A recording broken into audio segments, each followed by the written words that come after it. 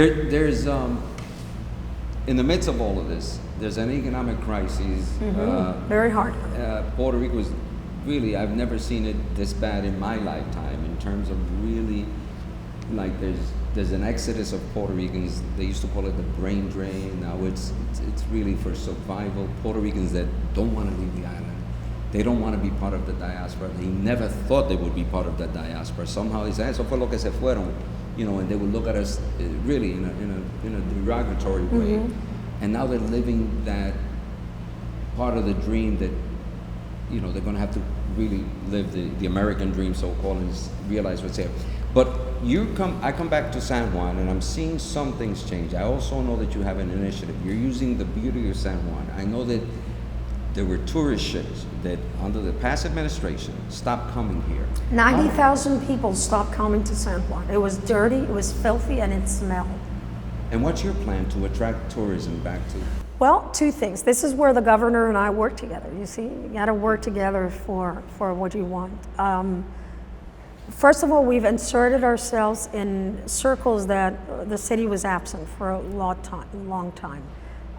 And we are going to talk to people about what San Juan is all about. I mean, we say it's a lot more than you have ever imagined. A lot of people come to San Juan and rightfully they think of El Morro. It's a beautiful fortress. When you walk through the city of San Juan, most of the streets in old San Juan, you're walking over cobblestones that were placed there by Indians and slaves. We're not proud of that. 500 years ago, but you're truly walking amongst history. You are. It's amazing. You walk through it and you think, my God, the people that conquered Puerto Rico walked through these same streets, looked at the same morro that I'm looking at. So there's a connection with the past, but there's also a connection with the future. We have used technology to attract people to San Juan. We have an app called Vive San Juan, where you can get any restaurant you want, all the transportation sites in Puerto Rico, all the hotels, and it has a GPS, so it takes you through it. The other thing that we've done is we have heightened a lot our cultural experience. Any weekend in San Juan now, you can visit any of 8 activities. One, which I like the most, and it was the first one we copied from New York. It's called Adoquin Jamming Nights. In New York, you go to any plaza, any court yard, and you see a person, a musician, or a mime, or somebody with a little pet doing tricks. Well, do you know there was an ordinance prohibiting that in San Juan when I came into power, so we organized it. Now we have in 7 places, Friday nights from 7 to 11.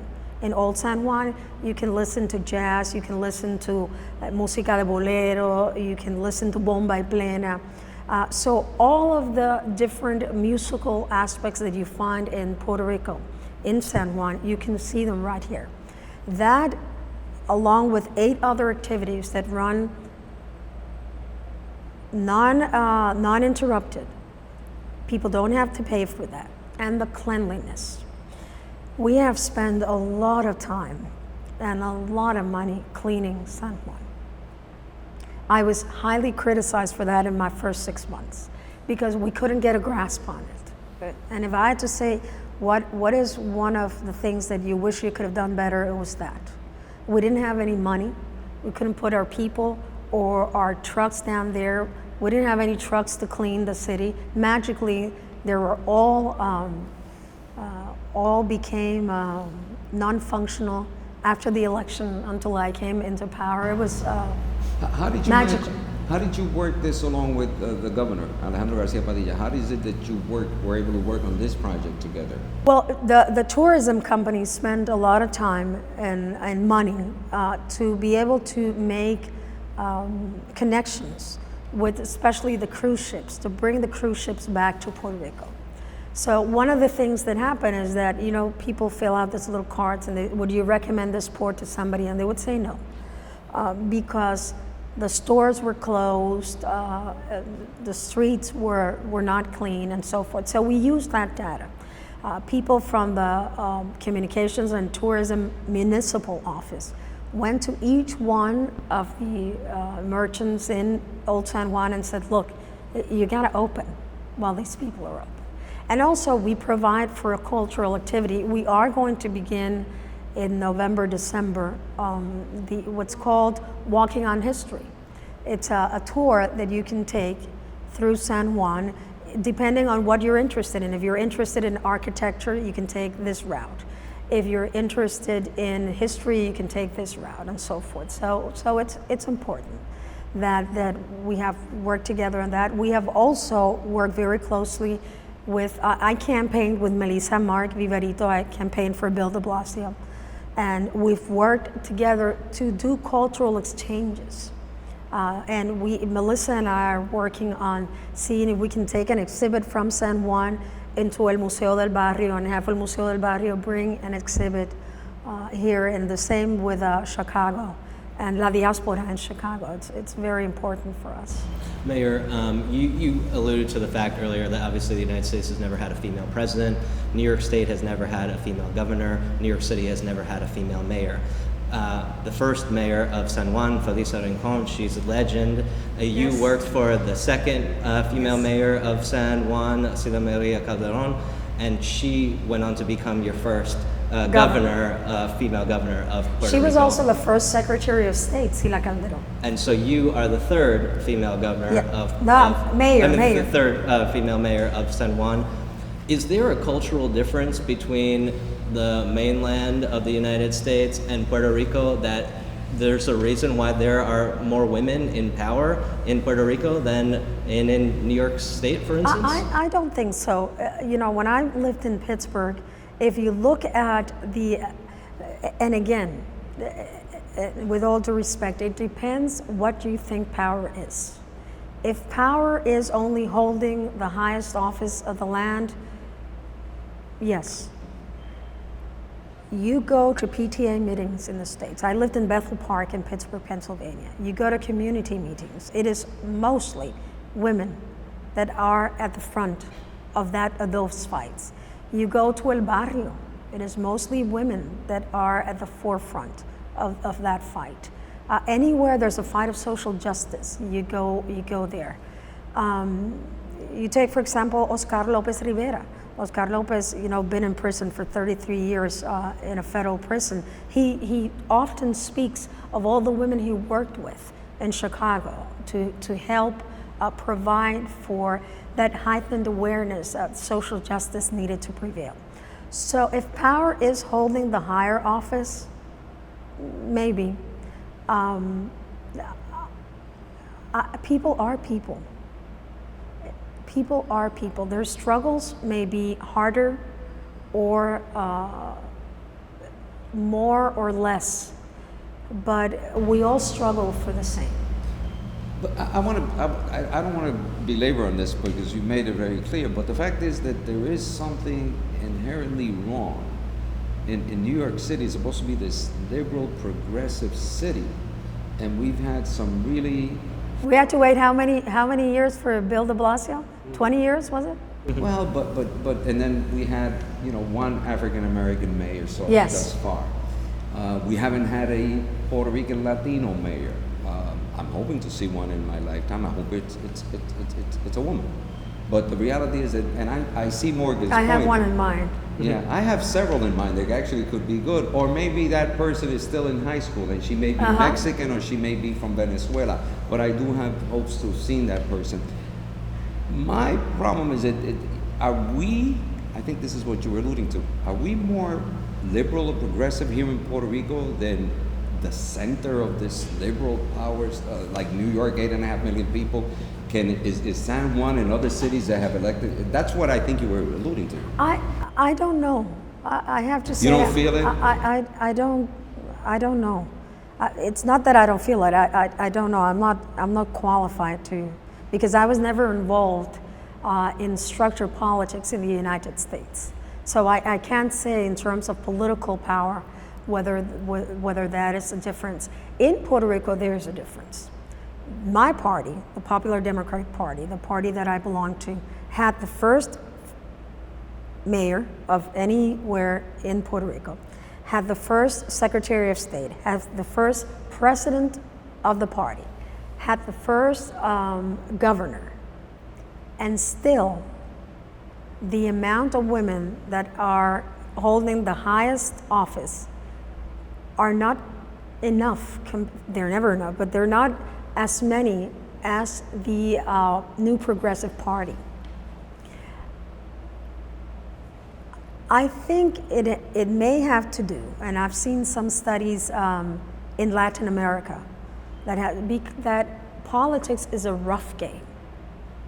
And sometimes as females, we are taught that you have to play nice. Well, sometimes, you can't play nice.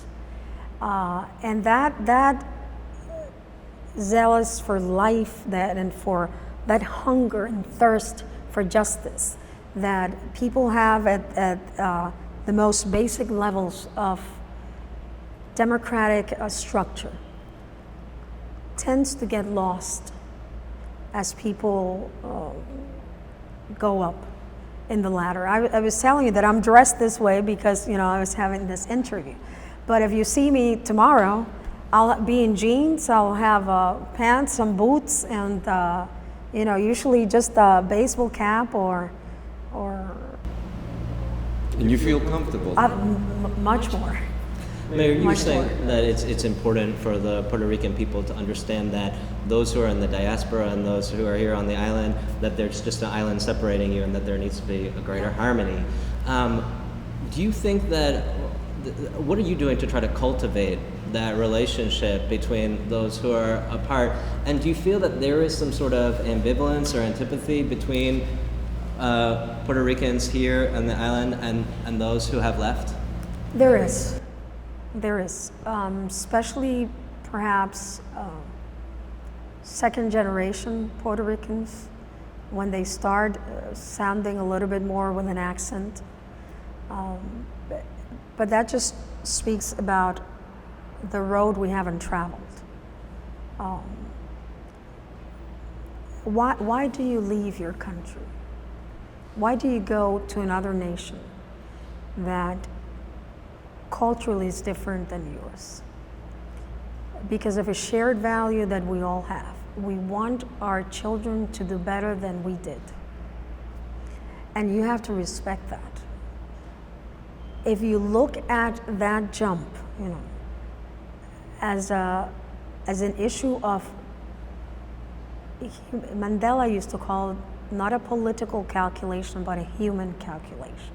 If you make that human calculation, then we stop being judgmental. And Mayor, did you go to the United States because the educational opportunities that you sought were not available here on the island? I'll tell you the truth. I went to the University of Puerto Rico High School, best high school in Puerto Rico. And that is attached to the University of Puerto Rico. When I was in third year of high school, I was already taking advanced placement courses at the university. When I was fourth year of high school, I only took choir at my high school. Everything else was at the university. But it was a time of very hard turmoils, the 1980s. And my parents didn't want me to be part of that turmoil because they thought I would end up being too liberal. Really? Bendito. And my grandmother, as she had studied in New York, she helped me fill out the applications. And my father said, I'm not going to pay for you filling out the application. So she helped me fill out the application. She gave me the money. Once I got accepted, it was very difficult for them to say no. I got a scholarship. Third and fourth year of undergraduate, it was paid 100% through scholarships, and my master's degree was paid. I was a Sloan Foundation Fellow at Carnegie Mellon University. But the first 2 years, my parents mortgaged their home twice for me to go to the States. I tell you what I wanted. I wanted to have my eyes opened, and I just found last week the essay that I wrote. I wanted to meet people from different countries. I wanted to see life from a different perspective. We have a saying in Puerto Rico, mucho nadar para morir en la orilla. You know, too much swimming to die right there, how do you say, la orilla, at the shore. What I found out was that it wasn't that Puerto Rico was too small for me. It was that I was too small for Puerto Rico. That as much as I judge Puerto Rico from the optic of the outside world, I was never going to find the beauty of what we have here. I came back. I made a decision of coming back, and I don't have one day of remorse. I think it's the best decision I ever made in my life. I need to ask you La casita finally, del caño. La casita, so that people understand, as beautiful as San Juan is, as you're trying to make it into the city that it is, that it's a phenomenal city that everybody wants to come and visit at least once. What's happening with this community? Let me show you. Let me have them give me a picture. Let me show you what it used to be like.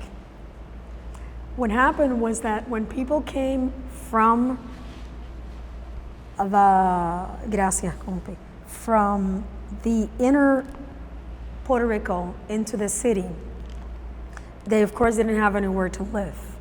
So they started stealing from the ocean, and they would throw all sorts of things to make a little space for themselves. So these are, I don't know if you can see it from there, but these are the little houses. They were made of cardboard, they were made of zinc, they were made of anything that people could get their hands on.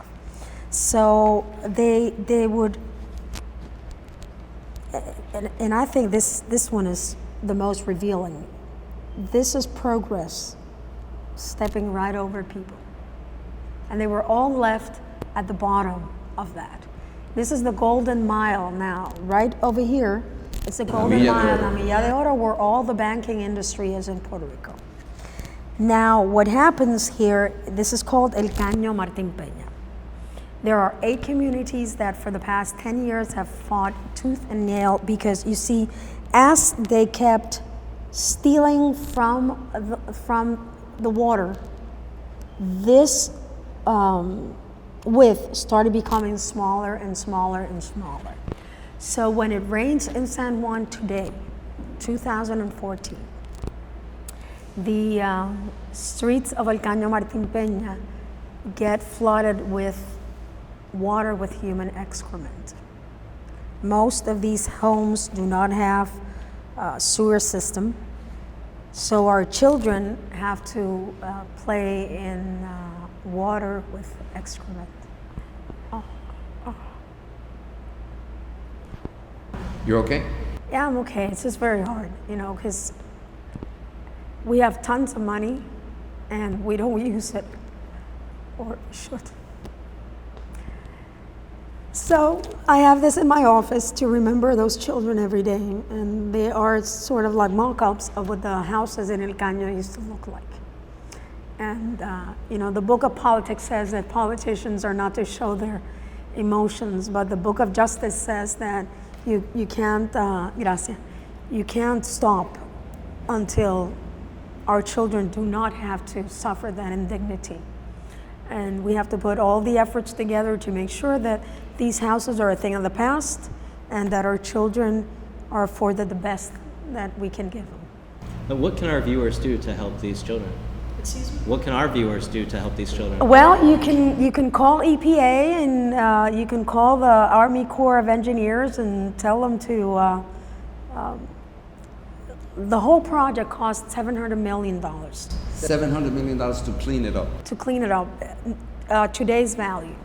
But if we break it up in little pieces and we start, all of us, working together, it's an issue of human rights.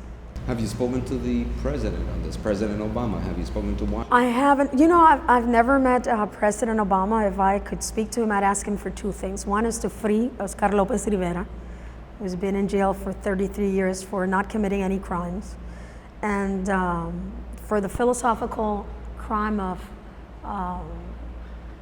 seditious conspiracy, which was what they used against the South in the Civil War. And 2 is so that we could break up this this project into smaller projects so that we can achieve them, and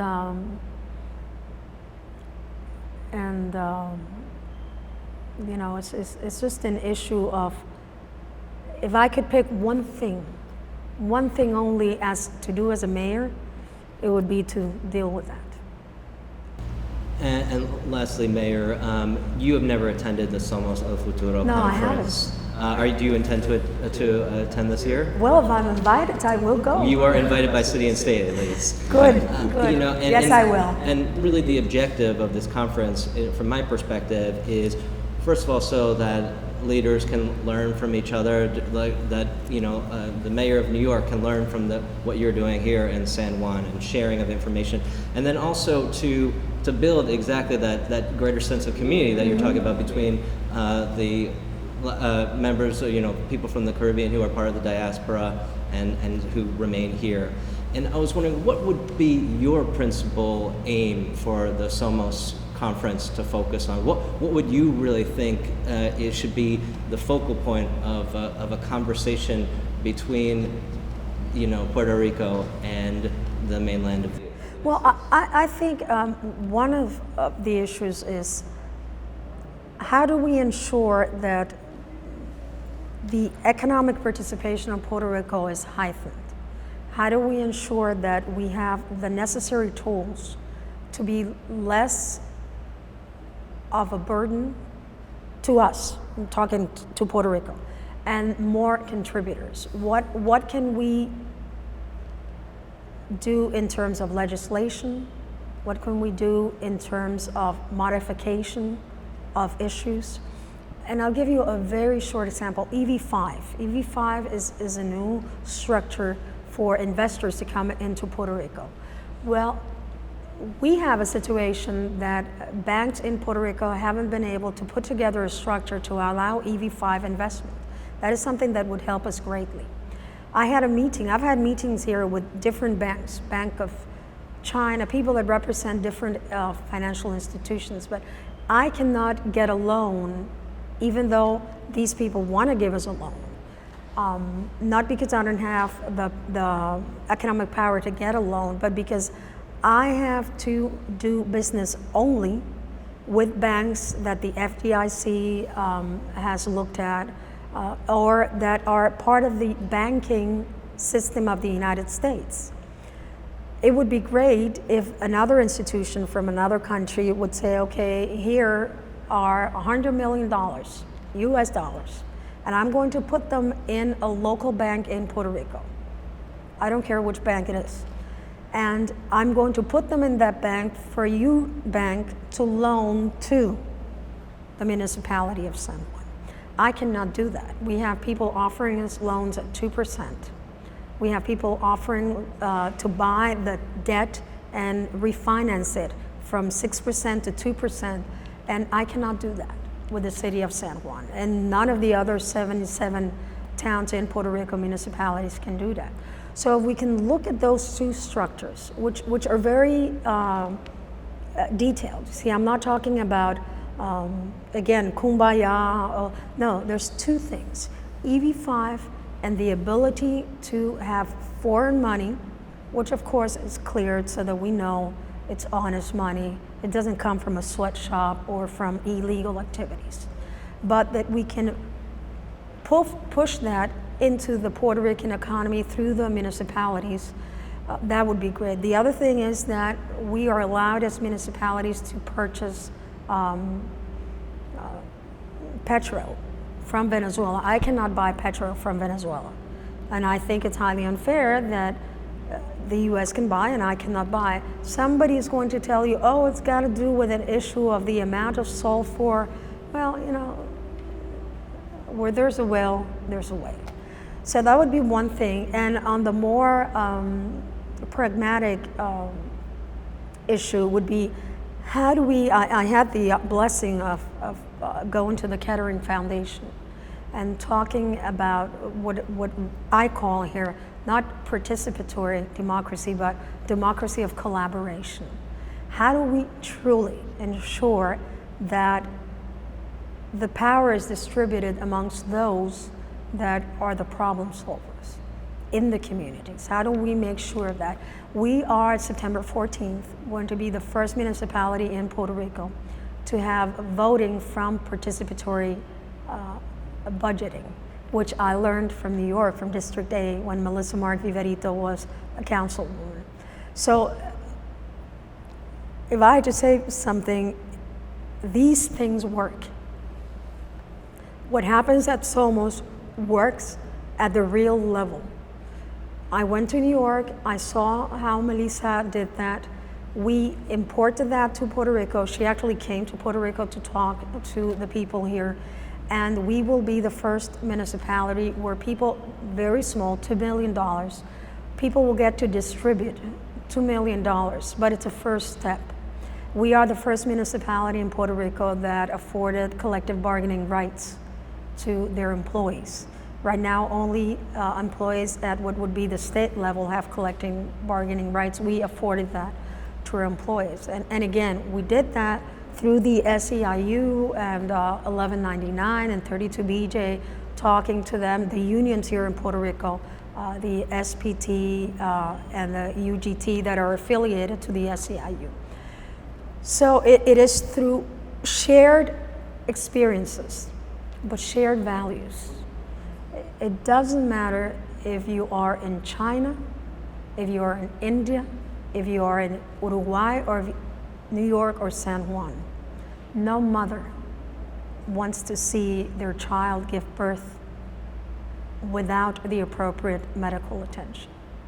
No father looks the other way when their child is the victim of crime. No one wants to grow up to be a criminal. You don't hear people say, when I grow up, I want to be a criminal. People are full of hope. Somehow we drain that hope away from them. And we believe in San Juan that putting the hope back into the democratic process is the only way to govern when you don't have all the resources that you would want. Mayor, thank you so much for joining us. It was a great You're pleasure. welcome. Thank you very much Thank you for your being hospitality here in San Juan. And for your time, le damos las gracias de parte de City and State.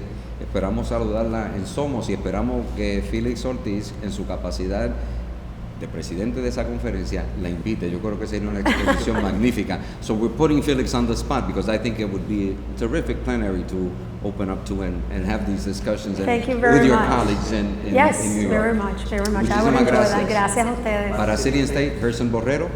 Morgan Pehme, thank you so much, Mayor. Gracias.